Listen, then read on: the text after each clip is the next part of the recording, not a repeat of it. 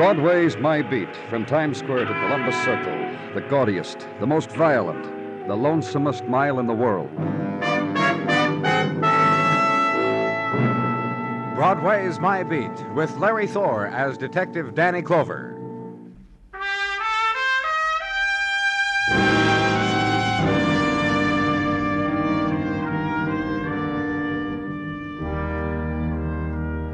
When it's May and the nighttime sighs briefly, begins the weaving of mists into silken fabric of its dying, Broadway is still. Broadway waits for death of night, for the first cry of day. Entwined with mist threads, the echoes of earlier whisperings, and light pools spilled from earlier neon, diminishing now, contracting into cores of darkness.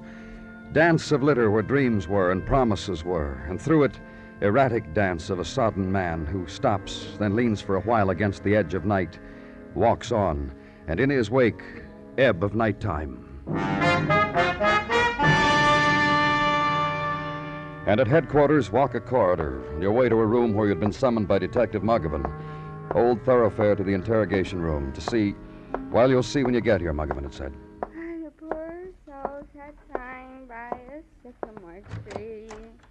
Her hand on her bosom, her head on her knee, sing willow, willow. Well, you can cut that out now, Miss. The lieutenant is here, and the lieutenant has got your message. Her salt tears fall from her, which soften the stones. Sing willow.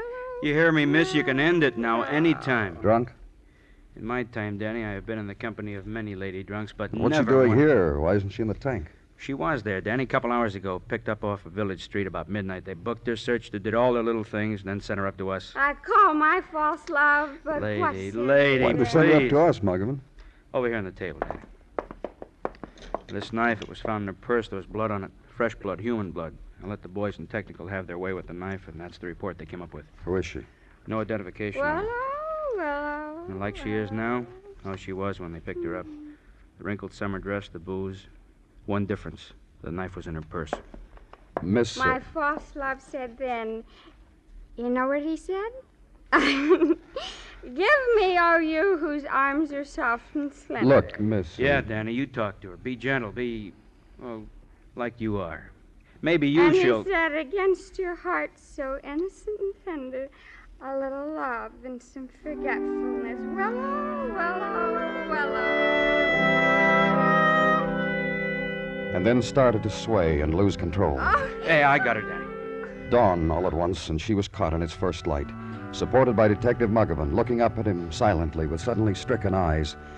When he took her away to jail, she leaned against him, head to his chest.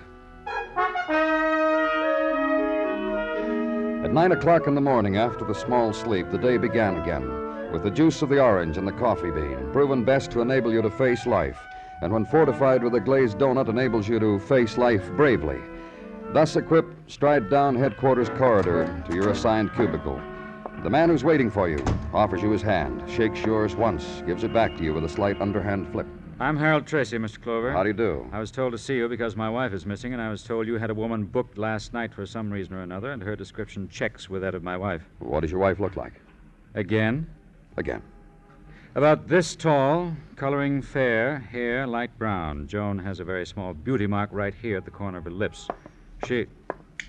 Yeah, Danny. Sergeant, the woman that was booked this morning about 4, the one without identity? Who had the knife? That's right. Get her up here in my office right away. Only be a second, Danny. She was brought upstairs here for breakfast. Mr. Tracy... No, wait a minute. What's that mean, who had the knife? Is your wife a drunk, Mr. Tracy? No. Now tell me Sure. what that... Here, take a look. What's this got to do with Joan? Your wife was incoherent from booze early this morning, Mr. Tracy. If she's your wife, we've got upstairs. How come you're so concerned about her this morning? Why weren't you concerned enough about her last night to keep her out of trouble? I don't have to listen to that kind of talk. You do if you don't know how to take care of your wife. You ever see this knife before? Let me see it. No. Drunk? Joan? No, it couldn't be. Look, you sure she's my wife? No, but the description you gave me... Wearing a black dress cut, That's another thing I can't understand about Joan. Right in here, miss. Well, gentlemen, here she is. What got into you, Joan? I'm very sorry. I promise you I won't do it again. That's the very least I'd expect you to say. I'm ashamed of myself. I should hope so. I'll never embarrass you again, Hal. I've been bad. I can't understand you. I've been bad, and Danny.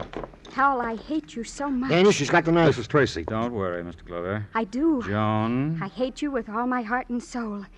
And I'm going to kill you. Put down that knife, Joan. Kill you, Hal. Because all the years... Give me that knife, Mrs. Tracy. What's happened to her? Get Dr. Sinsky, Gino. Joan, what's happened to You her? better go home now, Mr. Tracy. All right.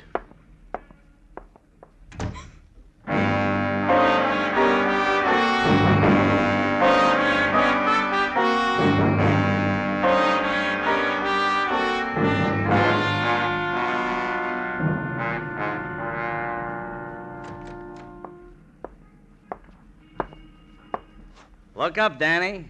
Look up from your desk and get hit with it. Marty. Aha. Who else but Marty Udenfreund, to be exact? Hits you, huh? This tired face you remember, You huh? look fine, Marty. Tanned. You drove an open-air cab, you would also be tanned in the face. However, what happened to your particular set of values concerning the female of the species, I can't guarantee. Were you a cabbie? What are you talking about, Marty? That dame. What dame? What dame, he says to me. The dame the papers say you picked up booze happy in the village last night. With beauty spot close to lip. With knife in the bag. What dame, he says. Oh, Mrs. Tracy, what about her? Last night around 10 when she hailed me, I didn't know for Mrs. or Miss.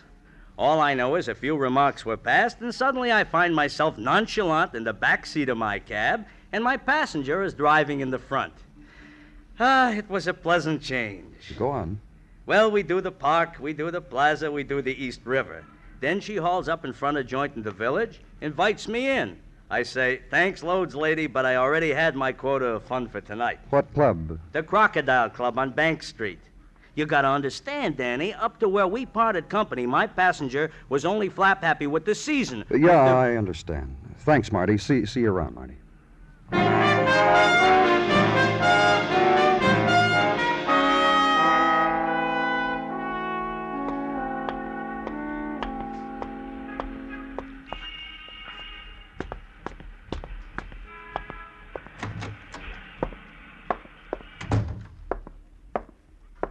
Good afternoon. I'm looking for the manager of this club. Truly? Police. Just one couple here, mister. A boy, a girl. A boy and a girl in a corner table. And see how they hold hands? Ah, isn't You the that- manager? I'm Leslie Cobb, and I manage. And just what is it that you need in the afternoon, you being a police officer and all? Some information. You? About a woman named Joan Tracy. She was here last night. Say that name again? Joan Tracy. About 5'4", about a 26-inch waist. And the little thing right here, the beauty mark. And suddenly emancipated. Call me Joan Tracy the Liberated. That one? The lady on a toot? What about her? I only had one drunk in here last night, and she swore to everybody her name was Joan, and she was free, free, free. Come what may, she said, which was a lie. Oh? She found a fellow. She found a fellow with a book of verses, and she had a jug of booze. Whether there was bread or not, I wouldn't know. What are you talking about? She went off with a boy in jeans and plaid shirt who calls himself Robin Forrest this week. Has a room down the corner, that way, an attic. And there to laugh and sorrow and taste... Yeah. Thanks a lot. And out of the jaws of the Crocodile Club, and onto Village Street in Maytime, past shop of French pastries and French legends scrawled in pink icing on sun-yellowed wedding cakes, and make the quick, free translations and walk on.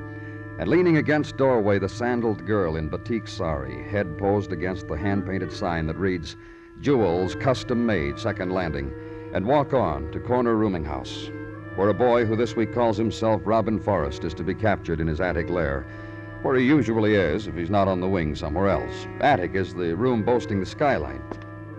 And ascend old stairs, banister carved with old memories, and onto landing, down hallway.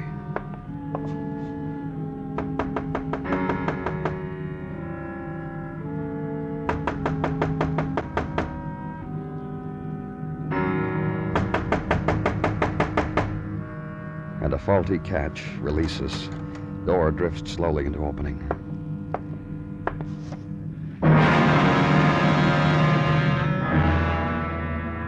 latticed rays of sun from fulcrum of skylight.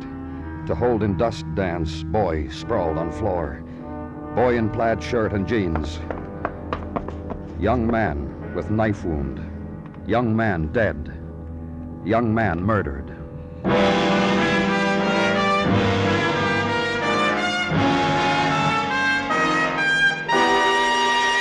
You are listening to Broadway's My Beat, written by Morton Fine and David Friedkin, and starring Larry Thor as Detective Danny Clover. Thanks to careless people, forest fires have a long season. That season has begun again with the coming of warm weather. In the interest of preserving our natural resources, we are all asked to be especially careful when in or near our woodlands. 9 fires out of 10 are man-made. Every fire makes a dent in our natural defenses. To keep our woodlands open and free for enjoyment, eliminate forest fires.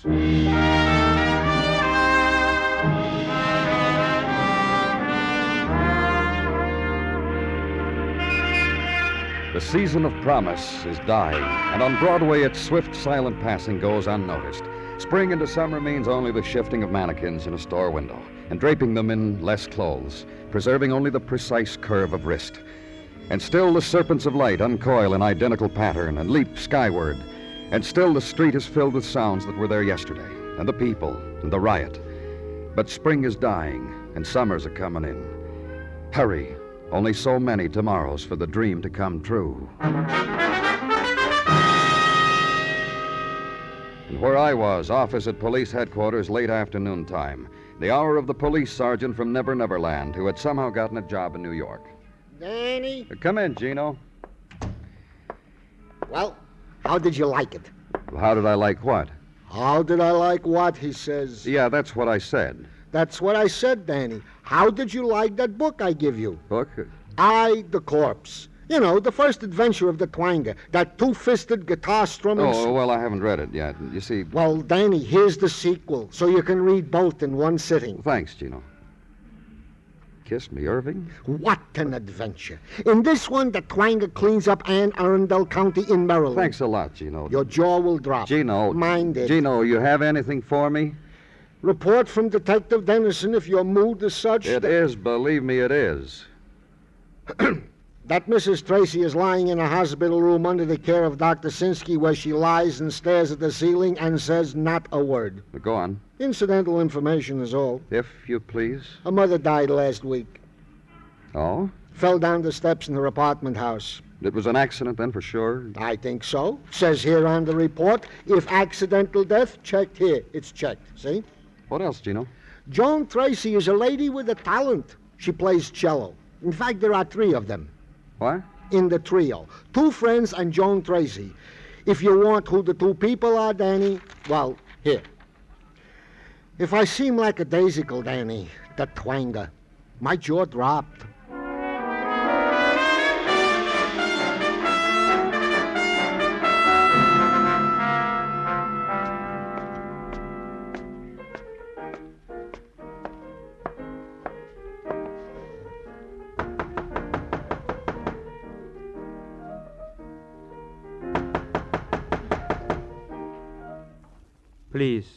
Please, go away. Mr. Codalier?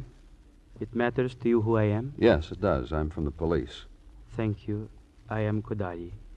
Now, please, go away. Police. On police business, Mr. Codalier. You wish to enter into negotiations with me concerning private piano lessons, concerning harmony, theory? Concerning Joan Tracy. Theory. Joan. All right, if we talk inside? Please. Then Joan is your business with me, eh? Because the boy she was with last night was found murdered. A boy? Not her husband? Not her husband. I think I read of it. I'm not sure. Drunk, a knife, a death. So many in the newspapers. It becomes vague. It becomes so many Joans. Another thing we know about this Joan, she was a friend of yours. She played cello in a trio that you... And you wish my interpretation of Joan. What phrasings, what nuances, what dynamics would bring a woman like Joan to murder a boy, not her husband? All I want from you... I will tell you of Joan. The theory, okay? All right, tell me. A cringer. A woman who put on the face of a beaten child when no one lifted a finger to her. You'll explain it to me, huh? So you will understand. In a trio, When a cello makes a boo-boo in phrasing, in breathing, in emotion, looks are exchanged between the violin and the piano. When such looks are exchanged between us, John sometimes wept, cringed, looked beaten. I still don't understand. I will show you. On my piano. This is a passage for the cello from a trio we have often played. It is to be sung so, with heart, with subtlety, with delicacy, as I have played it. John played it so.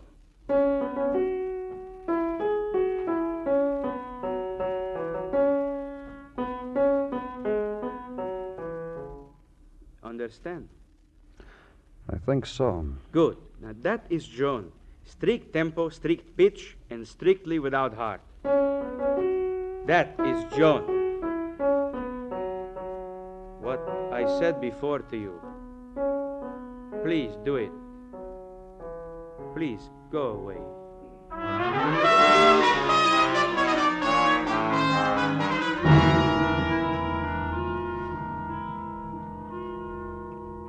I play the violin.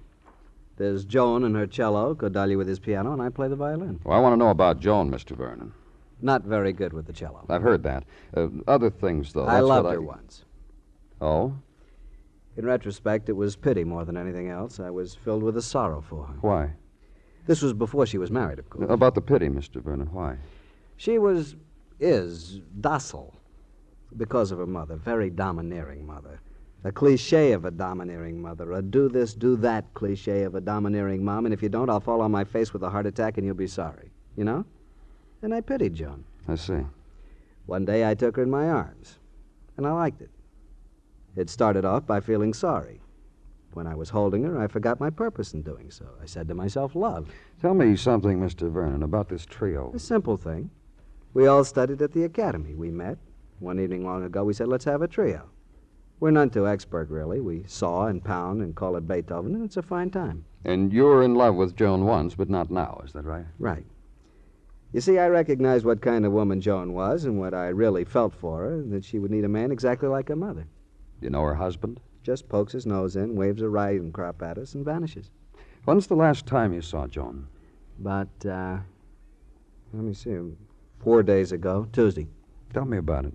To console her about her mother's death. Well, I understand her mother fell down the steps and died. Well? Well, what?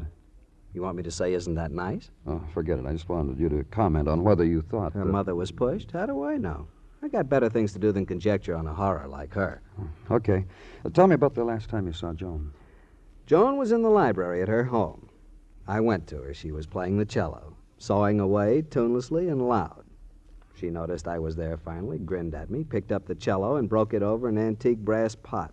And don't ask me whether the latter's symbolic. And that's all? Not quite. She sobbed then. And I felt sorry for her again and took her in my arms again, and I thought suddenly what a stupid girl this was. I said goodbye to her. Anything else you can tell me about her, Mr. Vernon? Not a thing. She really isn't stupid, you know. My first impression was correct. To be pitied, that's more nearly correct.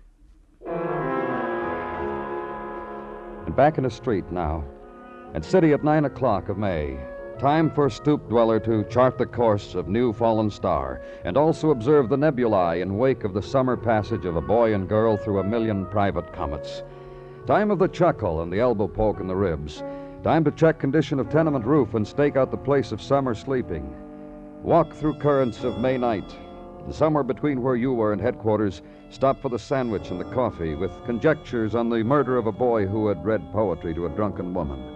A woman who had tried to kill her husband in your presence, who the night before had driven a cab, had shouted in the Greenwich Village Club that she was free, free, free.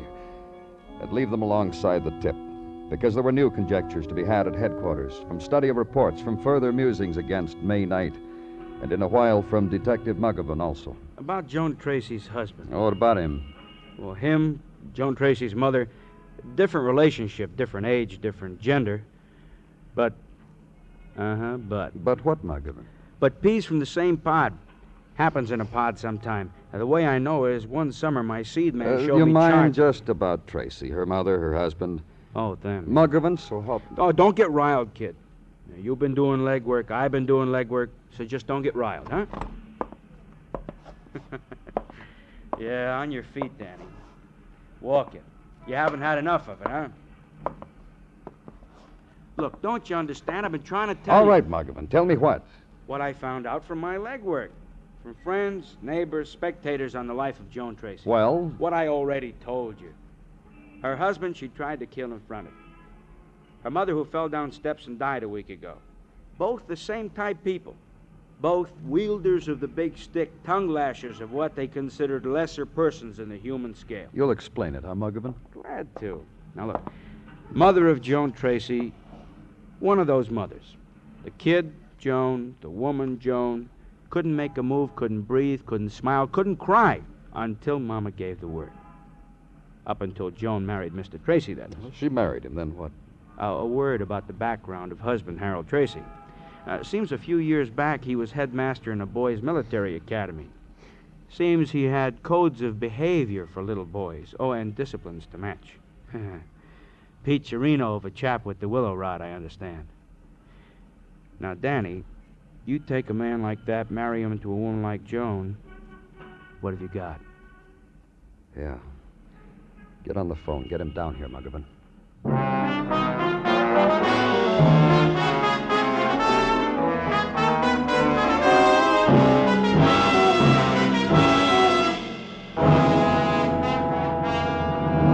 Just have a seat, Mr. Tracy. How's my wife? I understand you've been calling every hour. They said she wouldn't talk, that she was just staring. Once What? when I was a headmaster, there was a boy who did that. I took him for a walk. I talked with him. I cured him. He didn't do it anymore. You ordered him to behave, is that right? I illuminated for him the difference between proper and improper conduct. Joan already knows that. Then all you think your wife needs is talking to by you. Exactly. Why did she want to kill you, Mr. Tracy? You mean this morning with a knife? Of course that's what I mean. Were there other times? Certainly not this morning. Joan was drunk. No, I don't think so. I know my wife. Do you know whether she ever tried to kill her mother? Oh, are you serious? Then she didn't push her mother down the steps, did she? Joan was with me in Atlantic City when her mother fell. Well, that's what I wanted to know. You see... In here, Mrs. Tracy. Hello, Joan. Hello, Hal. You see, Clover? You ready to go home, Joan? Whenever you say so. You see, Clover. Please sit down, Mrs. Tracy. Go ahead, Joan. In a little while, dear, I'm going to take you home and we'll have a little talk. Hal, What, dear? if you ever get close to me, I'll try to kill you. She don't like you at all, Mr. Tracy. She's not drunk either. What have you people done to her? Nothing. They haven't done a thing. They gave me time to just lie there in bed and scheme. They didn't bother me. I've got a lot of schemes. And if we go home together, one of them I like very much. Joan. Joan. Don't! Joan. Get away from her. She's my wife. You heard what he said. Get away from her. That's better. Mrs. Tracy, Yes. What? you want to tell us about last night? Joan, you don't have to. I want to. Go on. I got very drunk. I met a boy who recited poetry. We got very drunk together.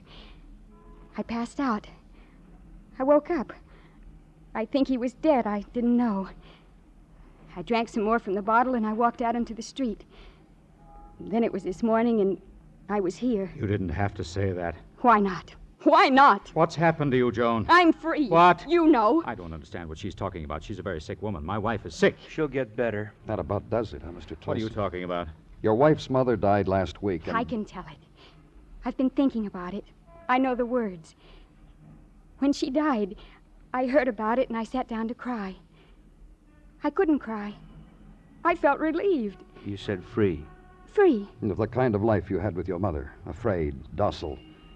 Hal, What? that's why I was such a good wife to you. Why the transition was so easy, from daughter to bride. It was the same thing. You're the same kind of person. You could have explained it to me. No, not to you. You'd hit the air with your riding crop and demand obedience. Joan, listen to me.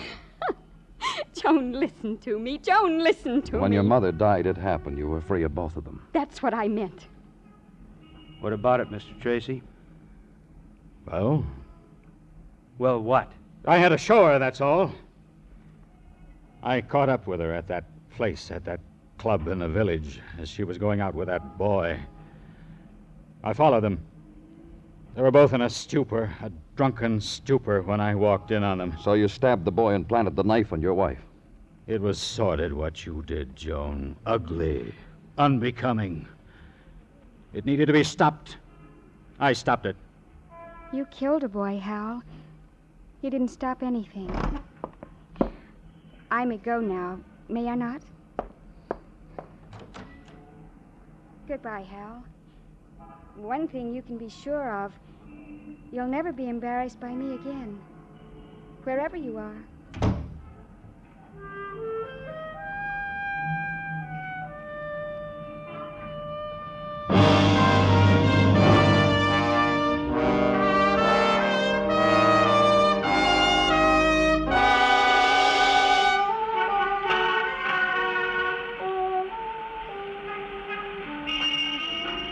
Dawn touches Broadway now.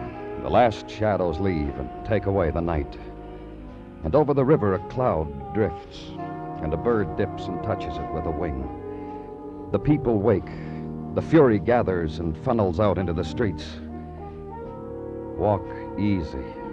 Another day has come. The shock has come. It's Broadway, the gaudiest, the most violent, the lonesomest mile in the world. Broadway, my beat.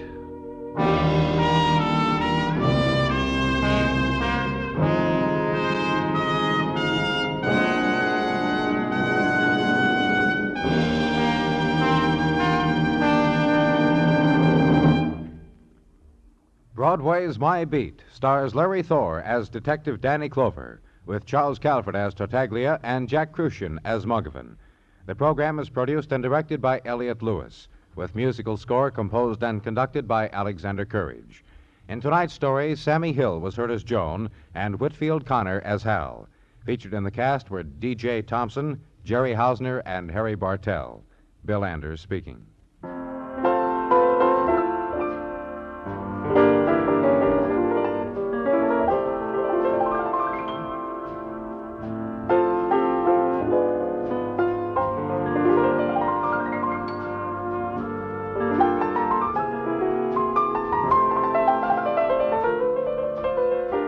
This Monday night on CBS Radio Suspense, Dick Haymes stars in Pigeon in the Cage.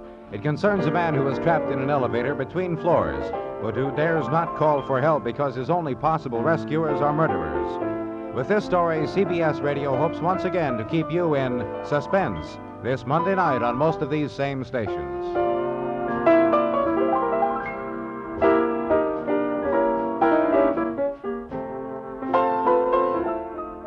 And remember, the top dramatic show of all, the Lux Radio Theater, is heard Monday nights on the CBS Radio Network.